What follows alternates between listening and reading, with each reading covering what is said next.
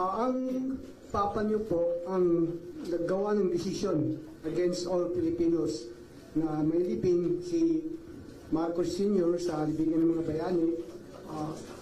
Ano na po ang nangyari ngayon? Nakalimutan na po ba ng nakaupo ngayon? Maraming salamat po. Hindi ko alam. Pero isang beses sinabihan ko talaga si Senator Amy.